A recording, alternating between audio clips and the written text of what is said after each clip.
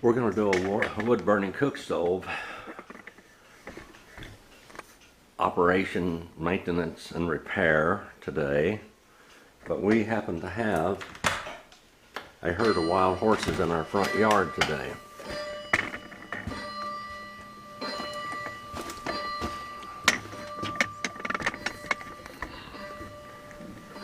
And there they are. There's our cat. Nancy can say hi to Coley there. Coley, say hi. All right, now we're looking out here at the wild mustangs in our front yard. It's winter time, of course, here. You can look up there at the White Mountains. There's white snow on them, of course. There's our mustangs out there. One of them standing right in the middle of the road asleep. There were 5 or 6 today. I don't know whether some of the other ones may be laying down somewhere. There's our property there.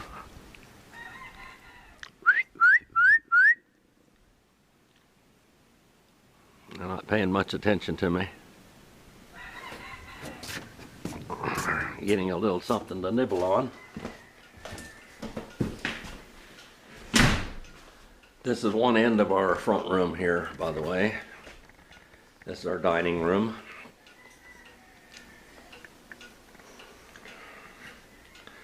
Some of my hats hanging up. 2 Aladdin lamp, uranium glass lamps there at the end with green shades on them. They're electrified. We do a lot of things. I even wind the clock up. See, it's not electric or whatever.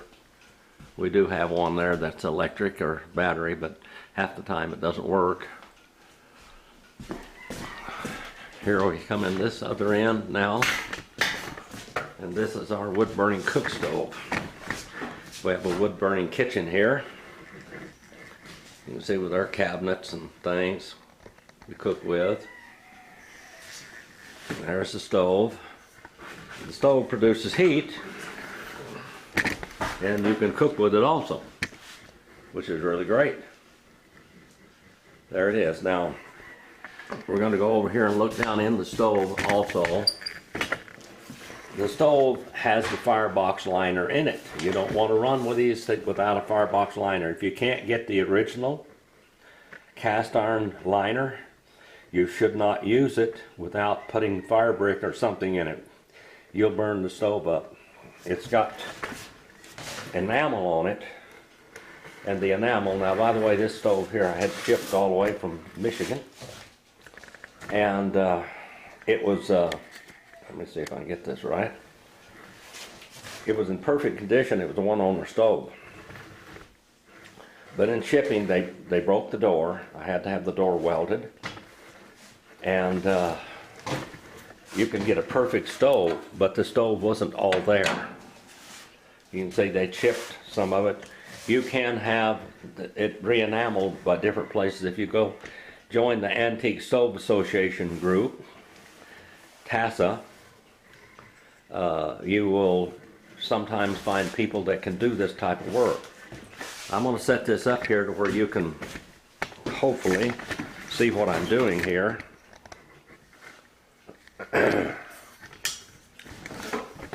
Somehow.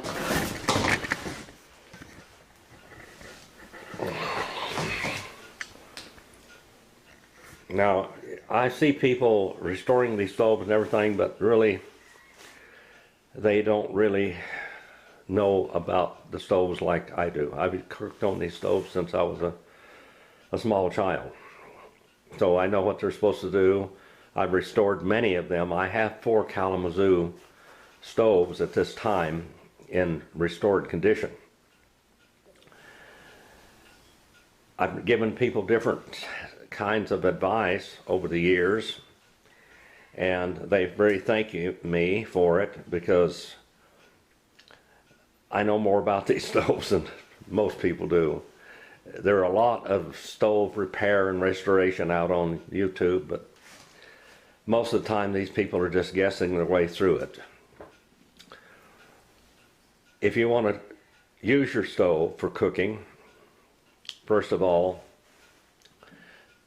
when you're just heating with it, you can use very large pieces of wood. And you can see different buckets of wood I've got around here. I also have outside barrels and wood racks. If you're going to cook with your wood or your stove, you want to use small wood. Wood that will burn hot and fast. And if you're going to leave it overnight or something, you want to put the largest pieces of wood in there. I'm going to show you a little bit about this one. The different things. This is a Kalamazoo President. It's got warming ovens on top. They come with warming ovens, warming shelves, and then sometimes just a very low shelf. That's just hardly above the stove top at all. You'll see all kinds of this. This one here was the top of the line. The most, what we might call, stove with the most amenities with it. You've got warming ovens. You've got, you can have on this end over here, that top there is a flat top cast iron polished top. But most of these stoves, and this one did have also, it had a hot water heater or hot water tank in this end right here. You can open up the bottom of it there and had a spigot where you could get your hot water. You poured your water in the top and you take your hot water out. I keep my pots on top all the time you're cooking or heating. Up here we have very little humidity. But the humidity here is like 5% or 3% or 10% in the house at the most.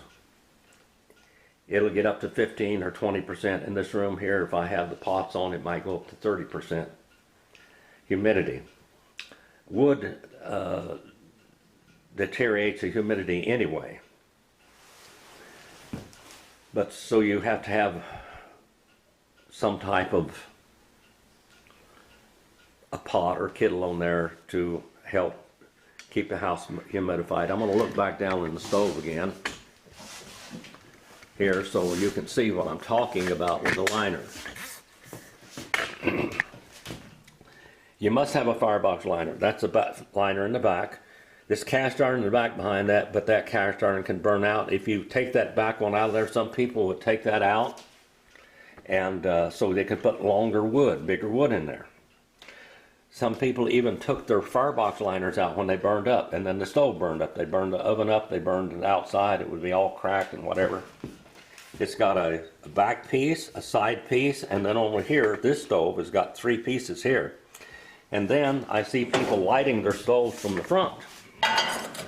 Well, you can light the stove from the front if you take out the firebox liner, and then you're going to burn your stove up.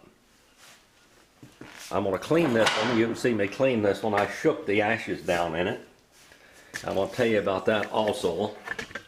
Excuse my bouncing around here. This is a shaker tool. This also is a Kalamazoo tool with a lifter and a place that you can put on down here. See if I can get this, do this. I got this on the stand. It's not easy to do this. It's easy. You can put that right on there and shake it. If I can get it in the...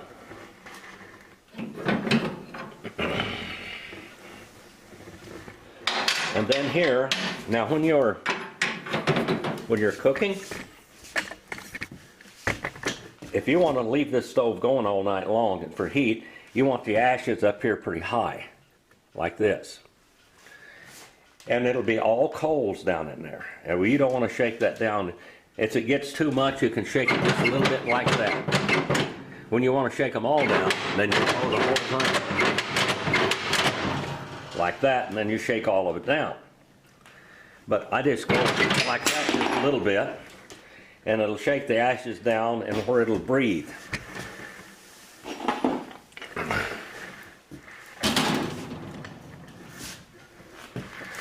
Now over here on Kalamazoo President, you can put a lot of wood in here like this, right on the side.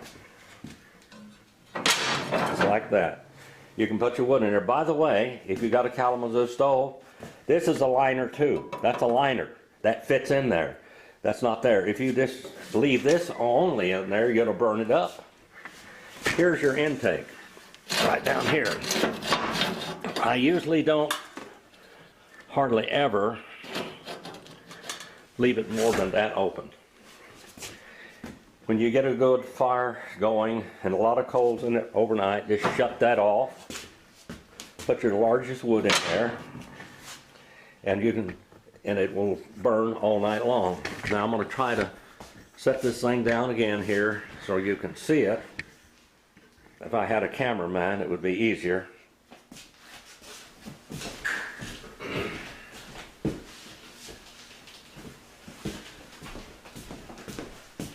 Now, the Kalamazoo president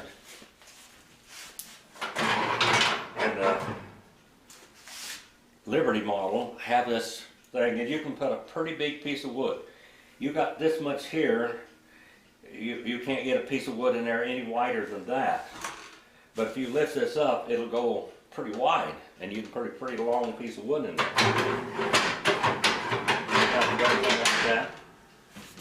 And let me see, make sure I've got a good enough shot at this thing.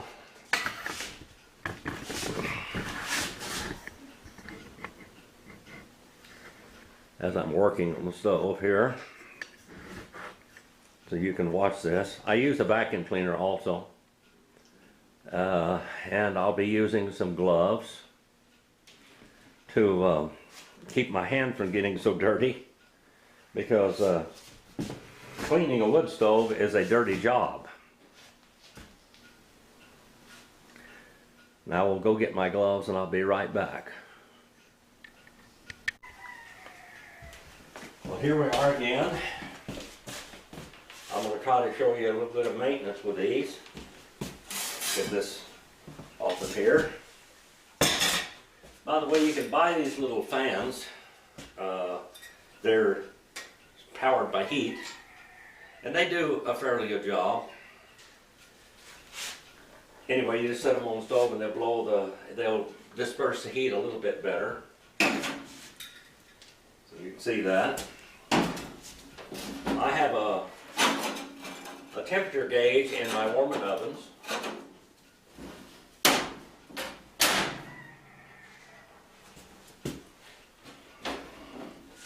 Now, the older stoves here did not come with a granite finish on them. This granite finish I took off of other warming ovens and put in here. It did not have a granite finish in here also. This stove's in pretty good shape. Here's my oven temperature gauge there.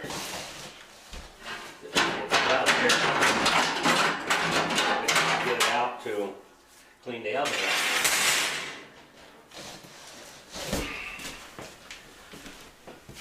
We'll take this and show you a little bit more with this. I know I'm moving this camera around a lot. Inside the stove there, you have a plate cap that gives you access to the below the warming oven. That's very important because you got to clean the ashes and soot out of that. We will take this off also, this side here, because we have to clean out along the edge of the oven. Now down here below, you'll see that it has covers over that. And usually the Kalamazoo, this one here, on it will usually tell you about the stove, what year it was made and everything. 1936. It says here 8/18/1936. This stove was. I don't know whether this is the cover for that originally, because most of these are broken. You'll see them. You can have them re-welded.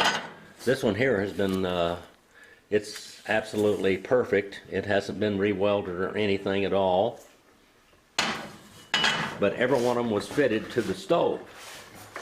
Now the bottom one comes off also. That's where the ash pan is. Now I will vacuum all of that soot and ashes out of there and down below also, and we'll take the cover off of that one down there. I have an ash pan in it. I had this ash pan made, I guess, at least 40 years, over 40 years ago anyway. Let's see if I can get a good shot of this so you can see what I'm doing here.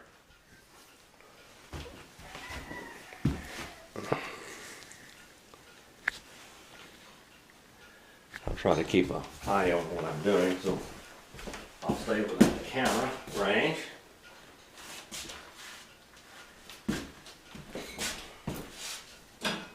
There are tools here.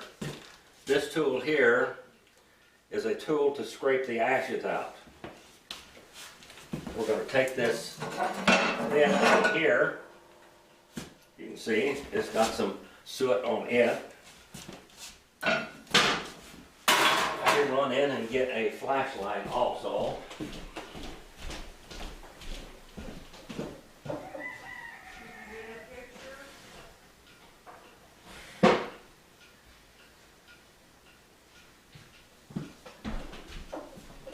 Because it looks pretty dark in here.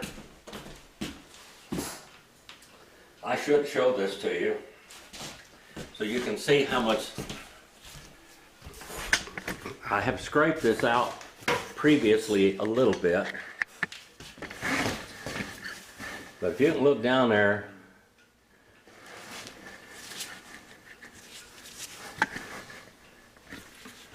there's a lot of ashes in there. See that ash and soot? When that builds up like that, this has been 4 months since I cleaned it out or so. And this oven is cast iron, by the way. It is a Kalamazoo President. The oven is solid cast iron and it's bolted together and sealed with it used to be sealed with asbestos caulking.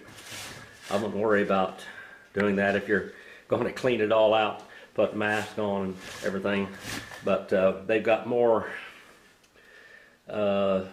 human and environment friendly things now that they can use in there. You can buy that. I think I've shown that, some of that caulking on some of my earlier videos. This door here opens up here. I use it for storage now, but it originally had a water tank in it, which I still have. There are some of the different accessories you can use on the stove. Looking up here now, there are two kind of insulated lifters there. The one on the left is a Kalamazoo. That's made by the Kalamazoo company. You could usually leave that lifter on there and then pick it up without burning your hands or without having gloves on. So now you're getting to see some of the stuff here. You're going to watch me scrape all of that out. It's a lot. We're going to use a coal bucket. I usually put in my coal buckets, I don't use any coal in the stove. If you got some hard eucalyptus like I've got, it's like coal. And if you have, we have bristlecone pine, the oldest trees in the world up here. And you can find some of that driftwood sometimes down these canyons. And if you burn a piece of that thing big as a baseball, it'll be hot, real hot. Now I'm going to get over there and begin to clean the stove and let you see what it looks like to clean the stove. See if I can get this thing on the right angle here. One man show here. Now I'm going to go in here. I'm going to begin to scrape all this out. A little bit of scraping from up here. But the real place you scrape into this thing, right here. I can get this off without something. some help here.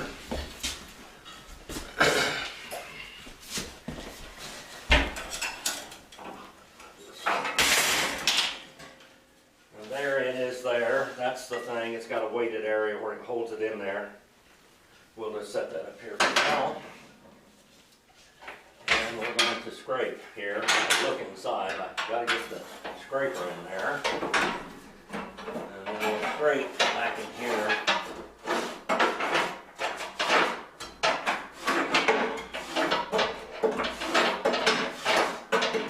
You got to clean this out so your stove won't operate correctly. It'll smoke and things. Now there's a lot of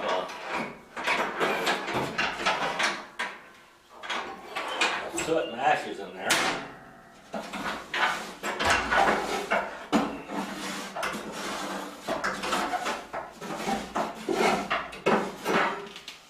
I'm going to put my coal bucket over here.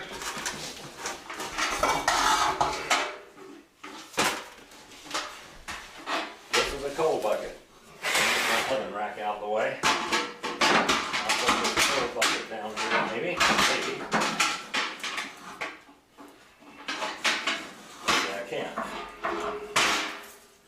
As you can see, here comes the soot. That's a lot of it.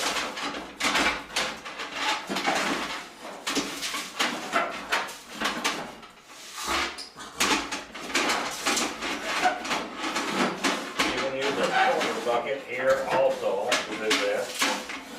This is a dirty job.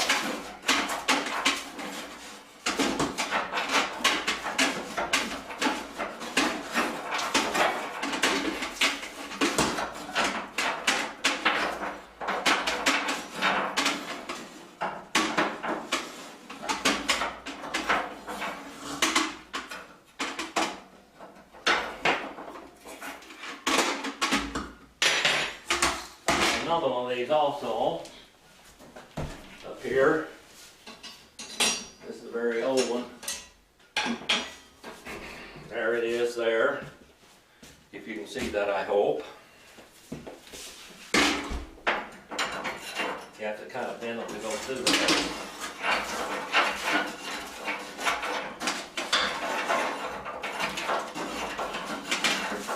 Clean this out a little bit, let the stove cool down.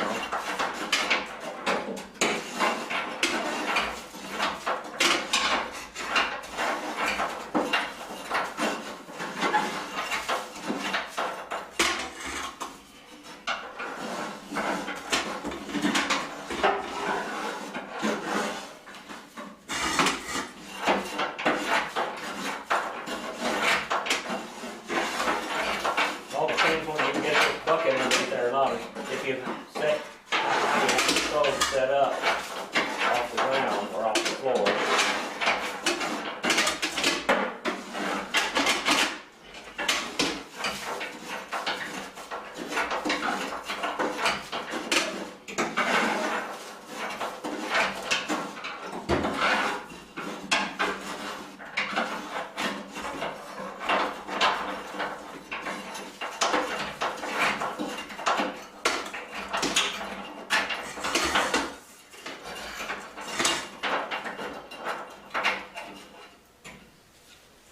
Sometimes you make these a little bit shorter and they get in and out there easier.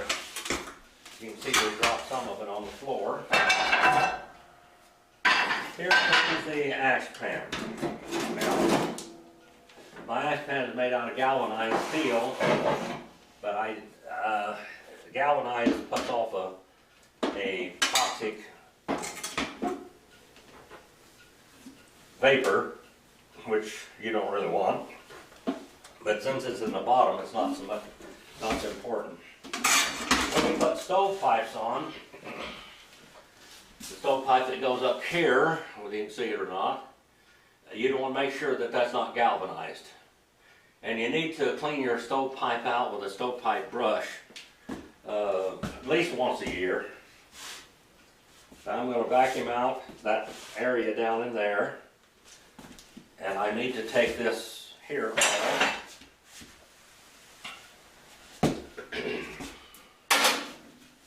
I have to get this top off here. So I can clean out down beside the far end of the oven. Now you can see that. It's like spider webs in there. That's like spider webs. This is when it comes to the oven, this is why it quits working so much. If you can see that, you can see those spider webs there. We're going to clean that off. But we got to clean that end of the oven too. Now I have this is old shop brush, probably 100 years old, like me. We're going to go in here, we're going to sweep off the top of the oven. Now some of the old timers used to like to leave some soot on top of the oven because it made their oven cook better. But usually those ovens were not cast iron ovens. These cast iron ovens, it doesn't matter whether you leave any soot on there or not. Wipe it off a little bit like that. Wipe the plate caps off. They were cleaning the stove. And someplace here I got my lifter, there it is. This lifter, there, you can put a pot down in there, or a copper pot or a small one, or you can put a lot of the cast iron pots and stuff and pans they used to have, they had an area where they fit down in here. They had an old ring around the bottom of them. We're going to set this over here. Set that over there. Take a lot of this out. You can see we're going to brush all of this off with a brush.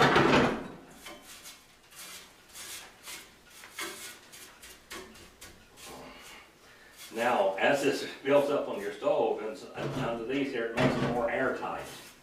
In other words, it controls the air intake more, because all of this leaks a little bit. The some of the stoves, Prairie Queen and Prairie Princess and all of that, they're pretty airtight. But they look like a modern wood stove too. They're nice, they work really well. But if you got an old antique stove like this is what you got to do. I'm telling you some of the different things that you need to do to them.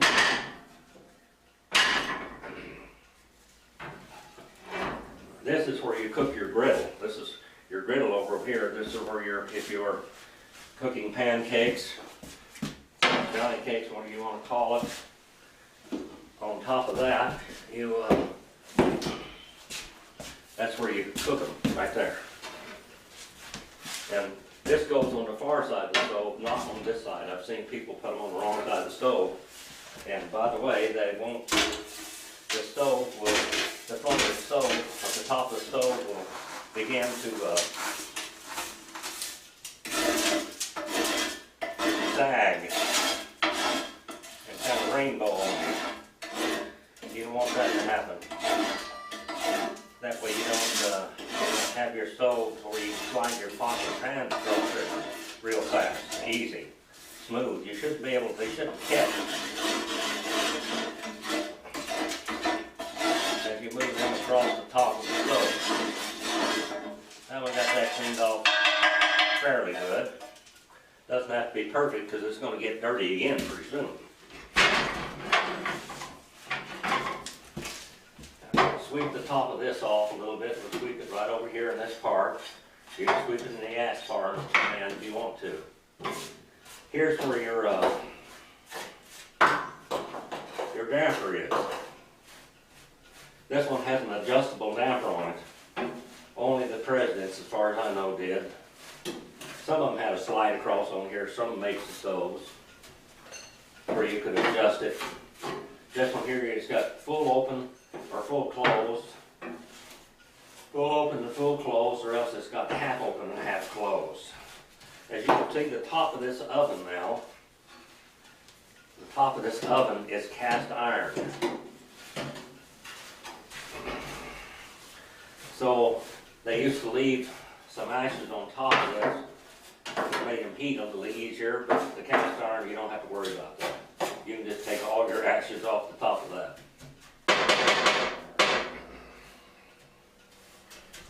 Now we'll put this back together a little bit here in a little while. Now we've got to take this scraper and we got to scrape on the sides here and the side of the oven. Got a lot of spider stuff down there right now. The softer the wood, the more that happens. If you use all hardwood, which most of the time I do, I have some Douglas fir and pine and things, but most of the wood I burn is hardwood. I burn a lot of pecan and almond.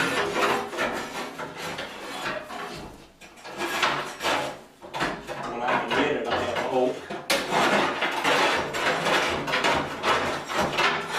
I've got to get that out there, the stove won't fall right. I'm not going to show you how to clean the flue out today. I've got to bring my flue brush up here from the other place. And I got to Southern California. So that's done. Now we'll put this back in place here.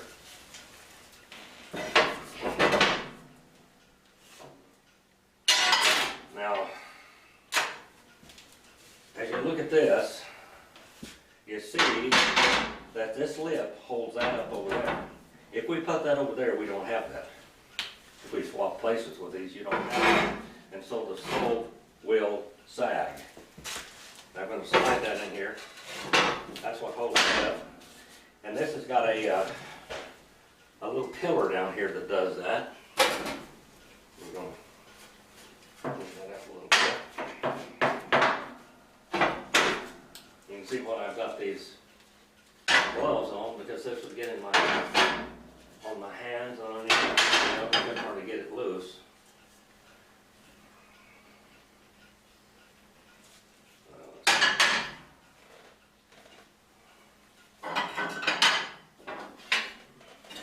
These are real heavy plate counters.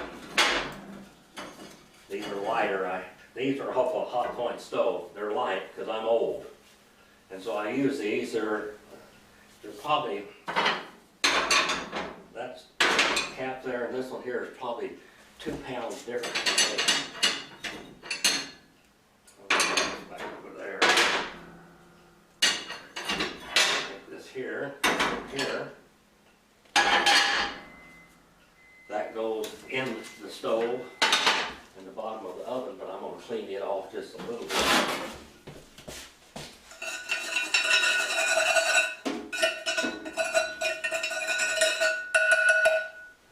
That's a thinner, that's almost like up here. Almost like that, but it's smaller. It's much smaller. Alright, we'll leave that there for now. I'll open this here and see if we can scrape out more of that soot. I have to put it like that. Great. We're going to go here now. I scraped a lot of stuff out there.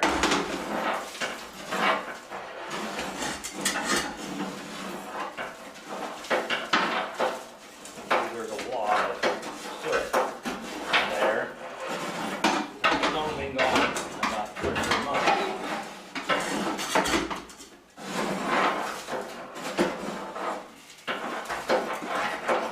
Hope we get all of this.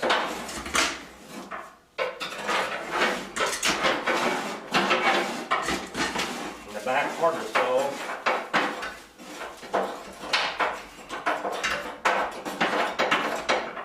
You got to clean out back there too, because that's when it goes up to the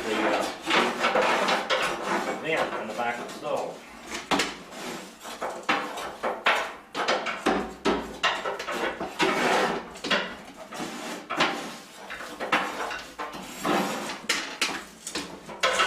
Well, that's about them all. Too. And of course it's cold here in the front room right now because the stove isn't going.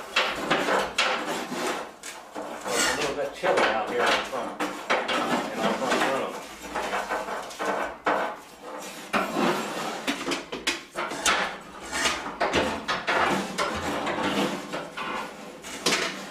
It's necessary to do this.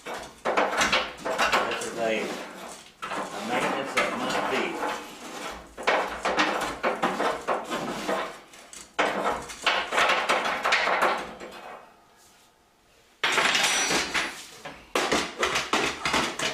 Quite a mess down there on the floor.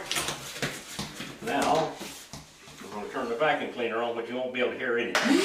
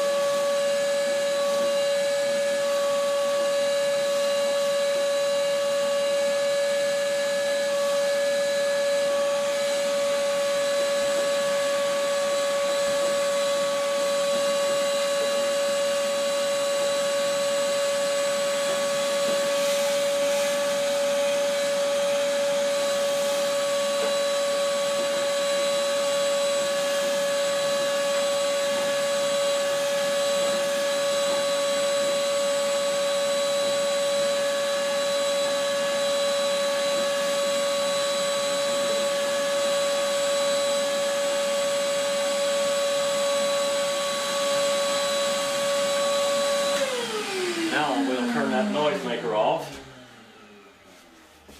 and I'll come over here and get one of my homemade tools, my pokers here, and I'm going to tap on this pipe up here. And I'll shake some of that bad stuff.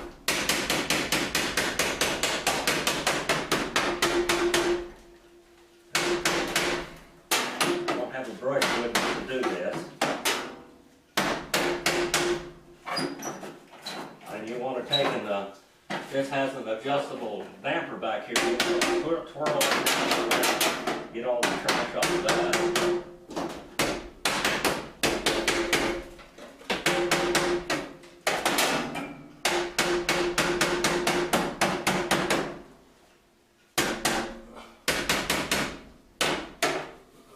Help a little bit. Sometimes you get some of that soot in there and you have a chimney fire. You don't want that. They've got some additive you can put in your fire to kind of burn that out also. So we got that done. And we got the ashes out. Now I'm going to scrape some more to see how much fell down out of that. That little packet. Let's see.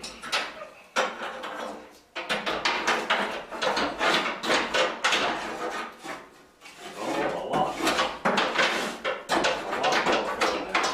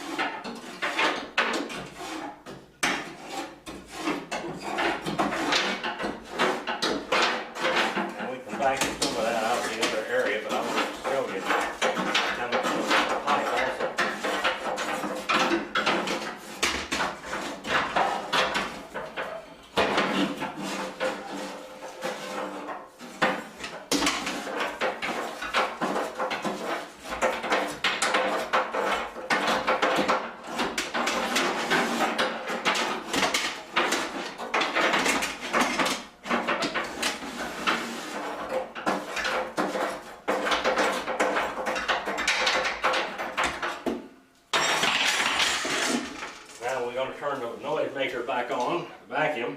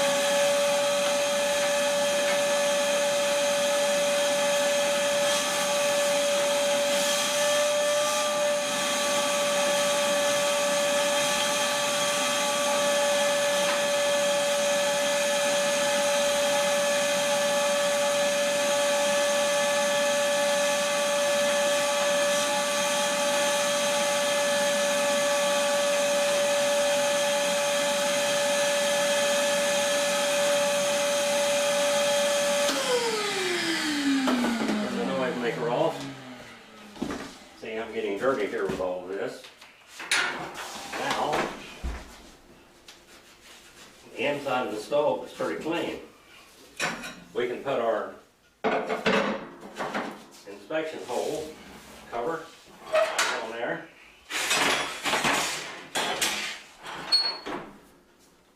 Now,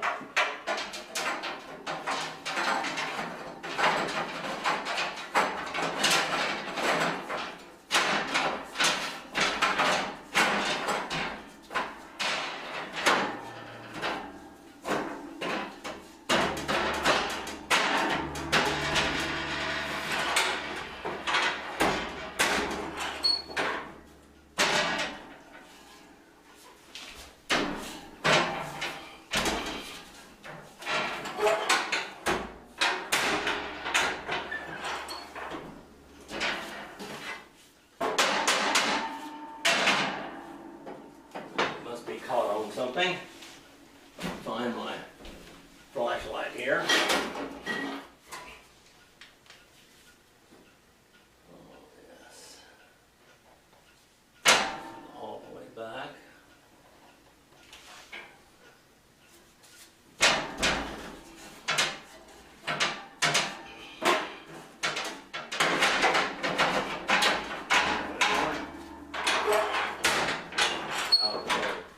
You have to work on this here too every now and then. This one here is the clip that holds the door shut, like that. And the Kalamazoo President is the only one that's got this door thing here that keeps the door from falling down. And inside of this area right here, there is a spring for the door. And sometimes you have to replace that spring, and you have to take it apart from down here. You take that all apart, and the spring is inside of that. Then it comes out down below here.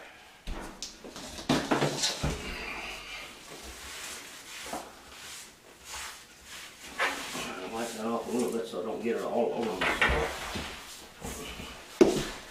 Down here at the bottom, there is a bolt that comes out there, and it's double nutted. In other words, it's got 2 nuts on it, and that it tightens up the spring. It looks like I've got this fairly well clean. Look in there. There was a lot in the flue down here below. Looks like I've still got a little bit in here, but I need to clean up just a little bit. Not much. Well, you dump all your ashes out. I have a 5-gallon steel bucket. They're getting hard to get now. I have this 5-gallon steel bucket that I put. I'll go get it. I'll show you how to do that. Now we got the other one down there after we put that in there. Let's see. Have to move this so I can open the door. See if I still got the stove on there. Yeah, kind of, sort of.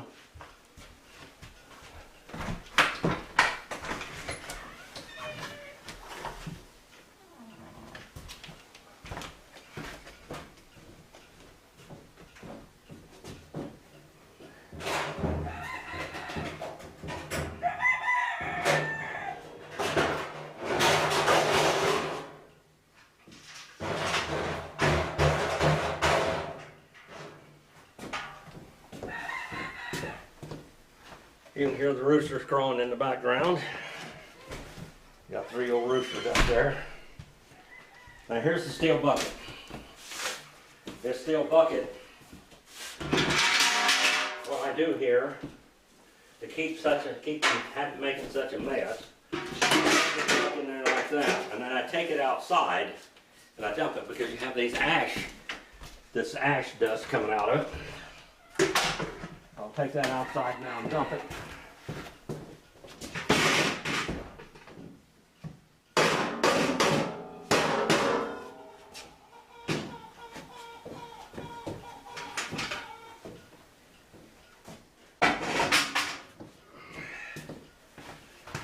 I've got an old rooster out there, he's 17 years old, he sings. I think you could hear him singing a minute ago.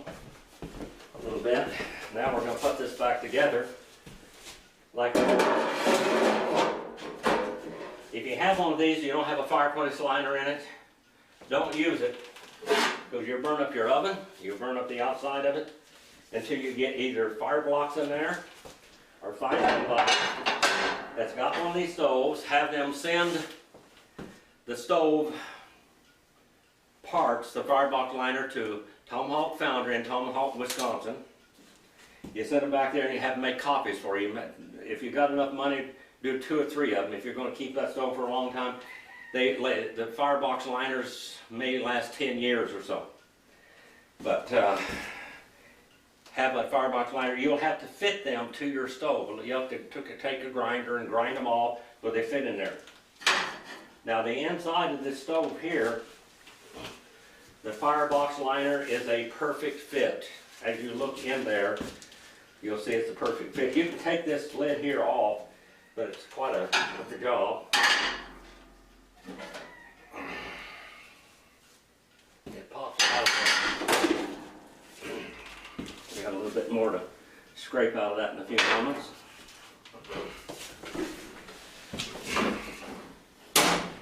But this does come off. It looks like that.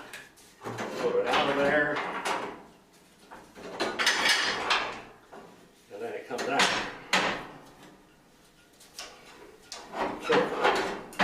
Not easy. It does come out. I'm not going to bring it all out. But that's the way it works.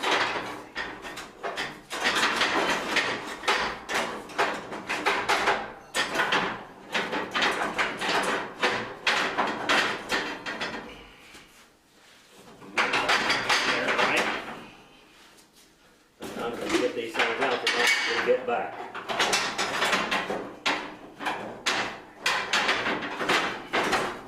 There it is. your long wood in. Now,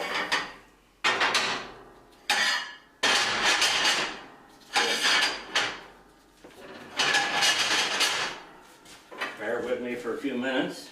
Put that there for now. I'm going to show you a little bit about making the top of the stove bright and shiny.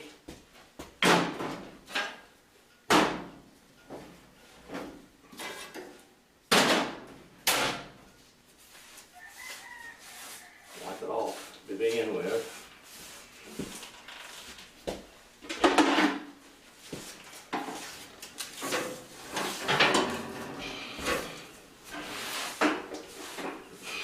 Now I've had people take bacon grease and they put it on top of their stove. But there's a problem. Bacon grease has got salt in it.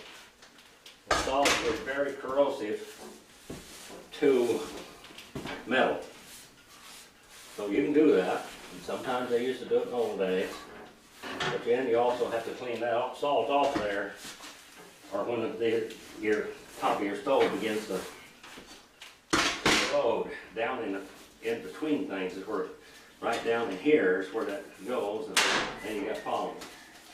Let me go get a little bit of olive oil.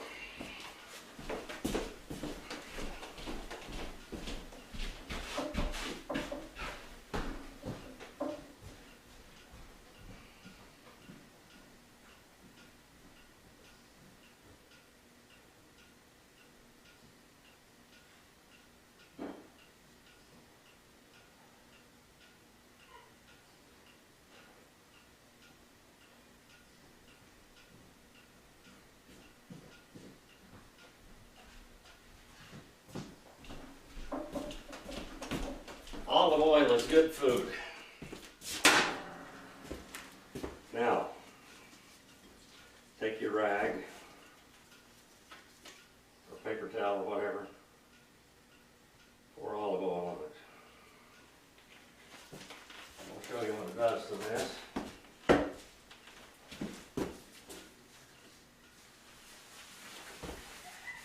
That thing will shine like a gun barrel.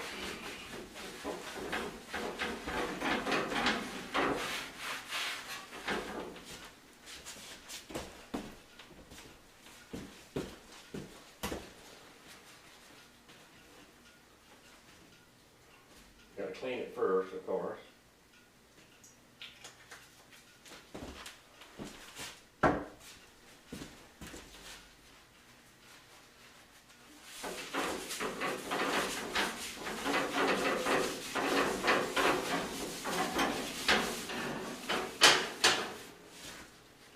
Some of these stoves are in fairly good condition, others are just ruined.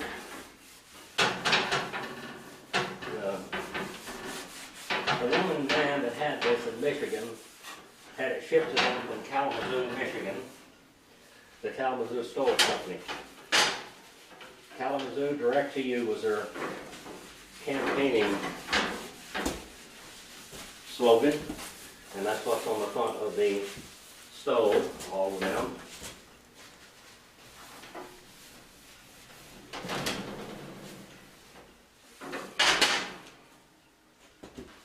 I'll put a little bit more of this on. This will smoke a little bit when you start it up now. But this does preserve it a little bit, and it makes it look shiny. In the summertime or the off years, when off part of the year when they didn't need heat in the house, they used to take these stoves. These women, they were very proud of their shiny top stoves. And they would, after they cooled off, they'd clean them up real good every day and they'd polish them. Some people would take, they had a big stone, like a whetstone about that long, and they'd rub it over the top of this. Now, this one here has been mistreated before I got it, and so the top of the stove is not exactly perfectly flat. They ground these back and forth with a grinder, the whole top of the stove when they put them together originally. And the stove, you could slide a pot across that stove. That's where we got this. See, there's the catches there. If You should be able to slide anything across the top of that stove real smoothly. If it was kept in good condition. I have 2 stoves like that. This one here, I cook on it most of all because it's cast iron. It holds the heat, and it's the best oven. I've got a convection oven in the house, probably a $3,000 convection oven. And that oven does not cook like this oven here does. I don't think anything would. So there we are. We'll put it back together. And I'm going to put a bit of fire in it.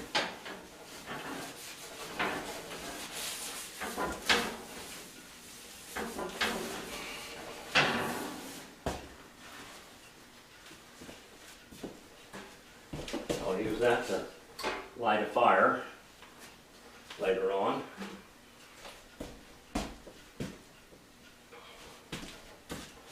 Get rid of some of this. I hope you're seeing what I'm doing here. Now I'm going to get ready to start a fire in this. There wasn't very much left in this, so I'm just going to leave it in there for now. Here's my coal bucket. Here, I'm going to dump that out there with the other ashes. I have to clean this up a little bit.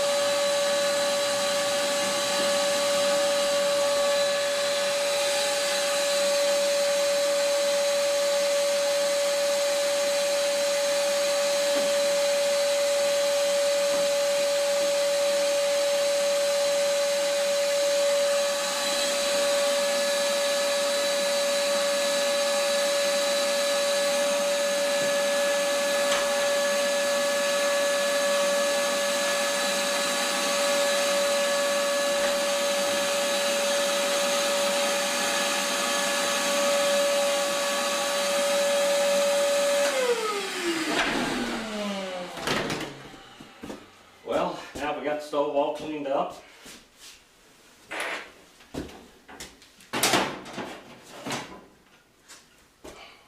Here's our lifter.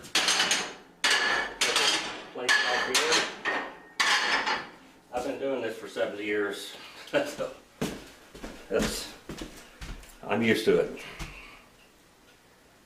I'm going to go out and get a few pieces of smaller wood. I'm going to dump these ashes and soot. Be right back.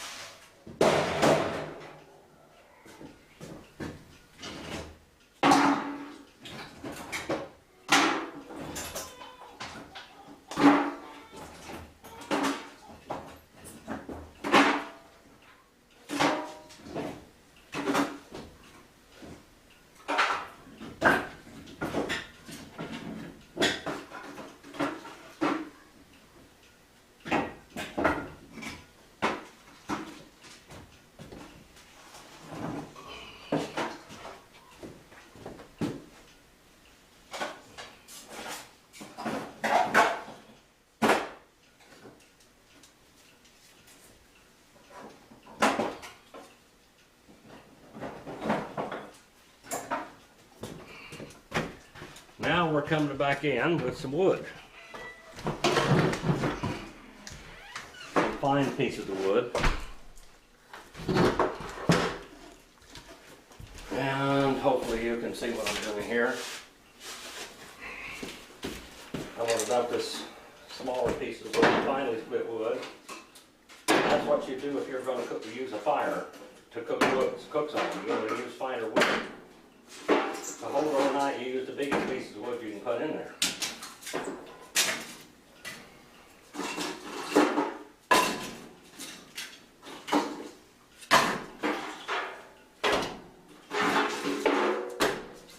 cold all day long today.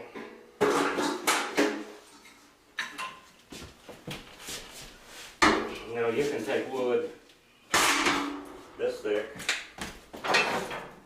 and you can put it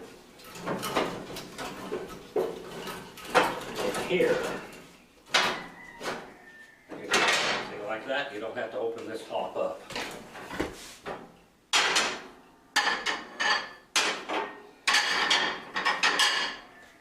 Now I'm going to put a little bit of, the stove is cold.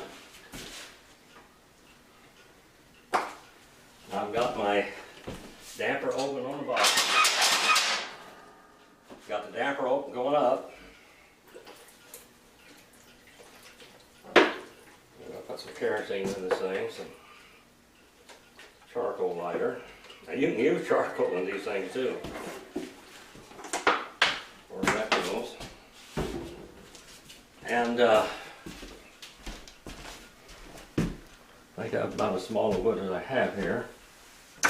Fill it up.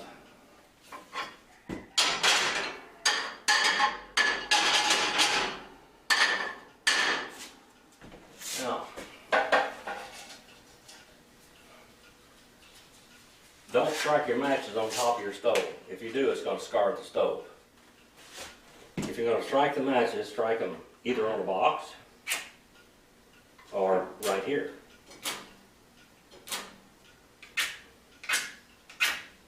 Well, that's almost a defunct match. I go with that.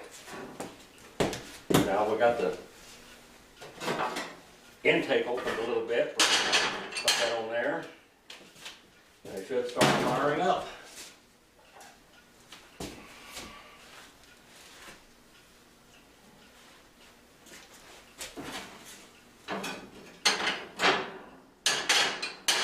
There we go. We put this back on top of there. That'll start growing in a little while. And we got our stove cleaned up. I'm going to put the oven thermometer back in the oven rack. About on the front of the oven here we have a thermometer. And the thermometer on the front of that oven there is about 50 to 100 degrees off from what it is inside of the oven. It's a little bit cooler than what's inside of the oven. I always take a little spray every now and then. I spray my stove off like that. And they do get a little smoke on them. But you can wipe it off like that, nice and clean again. Sometimes you have to tighten the bolts up that hold the warming oven down. We'll wipe this off and you'll see that it'll shine a little better. Hopefully one of these days, if I live that long, I'm going to send this door off and have it enameled. Some people have them chromed. Instead of enameling them, you can get things chromed still in some places.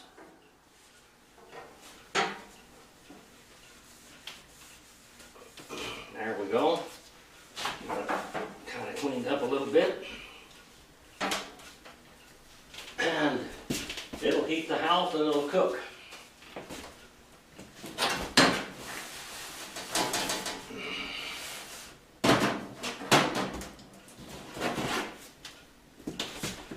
Thank you for bearing with us as we did this little update here. I hope that this has helped you. If you buy one of these stoves and some part this cast iron is bad, send it to Tomahawk Foundry and have them make that part. If somebody else that you know has got one of these stoves and they will allow you to use their part of their stove as a pattern, that's really good. Some people will do that. I've had people do that for me. And I've done it for other people. I don't do it all the time, but because Tomahawk Factory is a long way from that. Well, you can see how shiny the stove is. You can even see a lot of the polish marks on this stove from where it was built at the factory. And you can go look on my website, and there is a link there that tells you about you can watch them building these stoves in the 1930s in Kalamazoo, Michigan. This stove was built there just exactly like they tell you. God bless you. I hope that I've helped you. And if you have any questions or anything, you can email me or put a comment on YouTube or on Sermon Audio. It goes on both of these. And good luck with your stove. Have a lot of fun with it. Be careful. Always be careful. Fire and stoves. When I was young, little girls and little boys had places where they'd fallen against a wood stove and their whole arm would be burned, their faces would be burned sometimes, legs, whatever. When my little girl Dakota was very young, I had a stove like this in the house. It was in Montgomery Ward, and I put another stove in. It was a Magic Chef that had a very deeply enclosed firebox, and it had a blower that blows the hot air out. And as you can see now, the fan's beginning to work, getting enough heat in there to where it's working. If I put it right over there, it'll work pretty fast. Anyway, I took my other stove out of the house and I put that one in because it was taller. She couldn't get on top of it and fall on top of it or anything. And then, of course, when she got older, then I started cooking on these stoves again. Thank you for your attention. Please like, please subscribe, and thank you very much.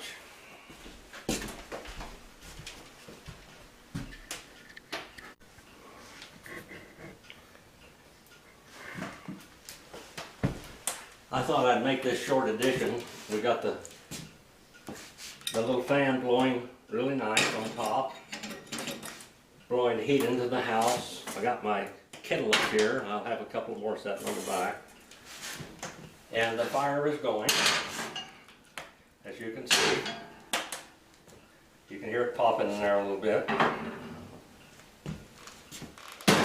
After you get the coals, where there are coals in there, you can reach and start turning your damper.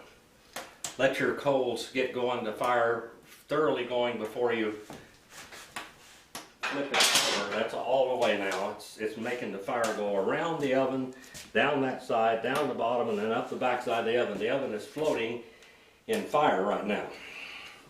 But it'll smoke a little bit until the fire is completely burning. So get some real good coals in there before you close it. Then you can cook. I cooked breakfast on these stoves for many years. You can see smoke coming off of this now where the olive oil is starting to evaporate off the stove, but it gives it a little, it's a preservative, and also it just makes it look good when you store it. All summer long when I'm not using this stove, I will have it all pretty and shiny like this. You can see a little bit that the olive oil is evaporating. You can see the little steam coming off.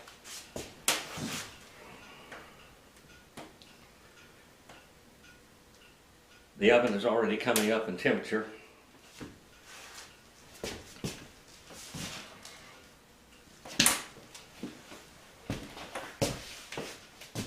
Thank you once again. Please subscribe and please like. Please leave a comment if you've got anything that you want to know about these stoves or whatever. There are people that are members of TASA, the Antique Stove Association, that have parts of these stoves. They can help you. You can look in there, the Tomahawk factory in Wisconsin. You can get a hold of them. I don't think they have any parts there, but they might have. I usually send things back. I need to send the whole liner of this stove in there and have them make at least 2 sets of those. I've got another stove out in my cabin that's exactly like this, except it's a Liberty model, which doesn't have the adjustable flue on it, but I made an adjustable flue to it. Anyway, I need to get a firebox liner in that before I do anything else. If I didn't have one, I would get fire bricks and cut them to fit though I don't think they work as well at all. The oven and everything's not going to work as well. But anyway, you can see the oven temperature is coming up slightly now. When I turn the damper on, it'll make the fire go all the way around the oven, and the oven will just come right up. Cooking cornbread and biscuits and bread and pies and things, and these ovens are beyond anything you can get today as far as I'm concerned. It's just much better. Nothing like cooking breakfast on one of these things either. It's just fantastic. Of course, I've been doing it all my life. It's not new to me. Thank you so much. Like and subscribe. God bless you.